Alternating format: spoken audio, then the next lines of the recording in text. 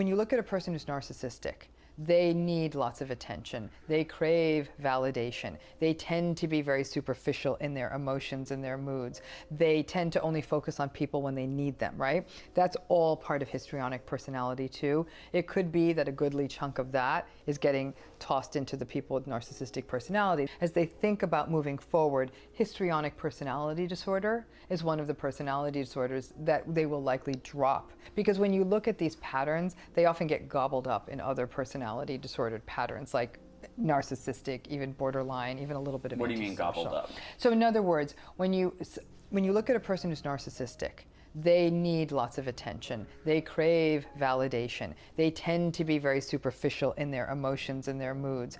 They tend to only focus on people when they need them, right? That's all part of histrionic personality too. People with histrionic personality disorder can have preserved empathy. Not always, not always, but they can. The problem is their empathy is often focused on, it seems genuine, but it's often to get their needs met. Self-serving. Yeah, so they're very focused on you, but it's because they're getting attention for giving someone attention. So a person who has histrionic personality disorder, whether it's been diagnosed or not, if that disorder gets removed from the DSM and they go into treatment, they will still get those symptoms taken care of if they're diagnosed with a borderline or a narcissism or something. The real rub in this area of the DSM, the personality disorders, is that it's not like diagnosing someone with a medical illness like anemia or diabetes.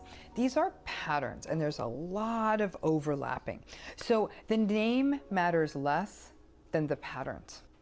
So if you have someone, the name matters less than the pattern. Absolutely. Because we all, and I'm included, we want to be put in a box. Yeah, no. I want to go, all right, I have clinical depression, so here's, but I might have these traits over here from borderline personality. I might have a little bit of whatever over here. And instead of saying it's from borderline personality or narcissistic or histrionic, we might say like, this person is really attention seeking. They're not able to talk about their emotions in a deep manner. They struggle when they're not the center of attention. They're very theatrical.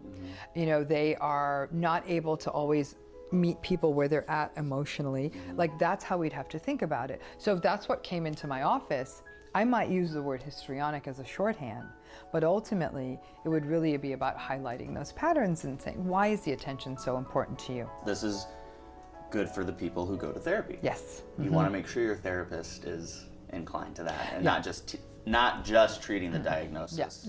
Treating these are patterns. So you don't need the diagnosis. The pattern is the pattern, but this pattern, a lot of people don't realize that this is a pattern that can actually be quite unhealthy because